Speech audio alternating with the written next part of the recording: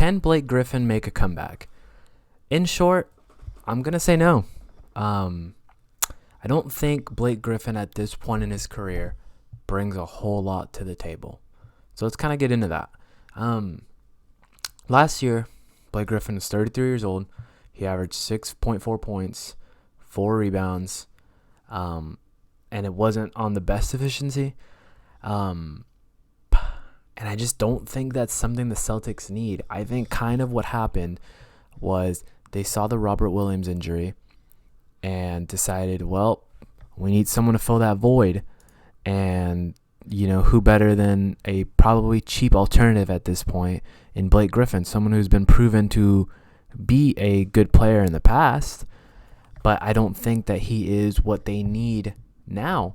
I think kind of what you get out of Blake Griffin is you get some flashy plays here and there. And this is at this point of his career. Back in the day, there could be an argument that he was one of the better power forwards in the NBA. But now, a lot of his talent was based on his athleticism. And a lot of his athleticism went away once he kind of hit 30. He had his last good season in the Pistons, where he actually learned how to shoot the 3-ball efficiently. And I was like, wow, he's really making a resurgence in his career. He's going to do really well. And whatever team wants him, he's going to get a pretty good 3-point shooter. It has not panned out that way. He's someone who in his career has averaged 19 points and 8 rebounds.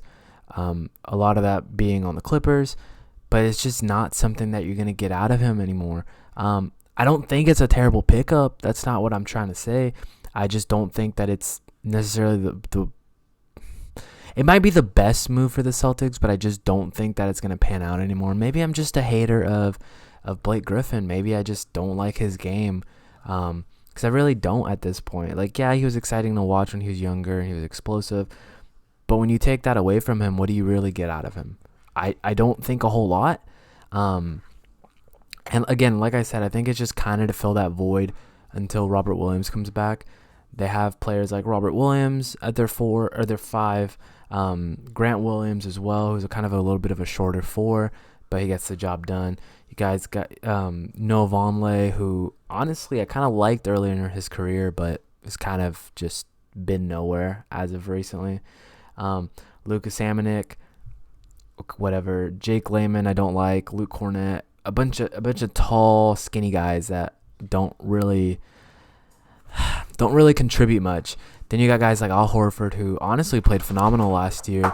And despite his age and who he's been for a while, I think he played really well.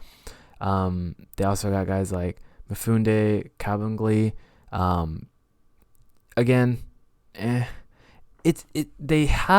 They honestly have a lot of depth in this position. Danilo Gallinari as well, being a 6'10" forward.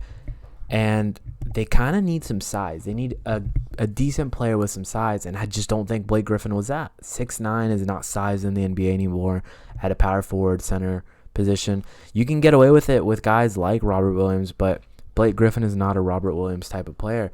He's more offensive-minded, and his athleticism is really going to hold him back from making those tough defensive plays.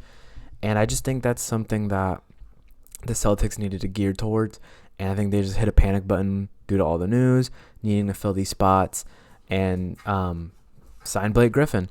So I'm hoping that this doesn't bite them in the butt, but I just don't see much of success in this endeavor with Blake Griffin going to the Celtics. And that's just kind of my two thoughts, my 2 cents, right? But yeah, as always, guys, thank you for tuning in.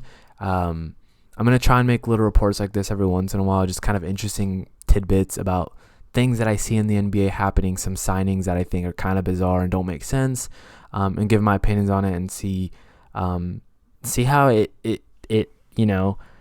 looks in the future. Will I be completely wrong, or was I spot on? I don't know.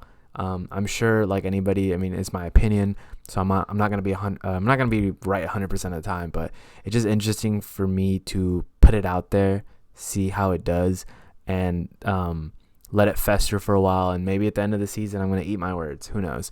But as always, thank you guys for tuning in, and you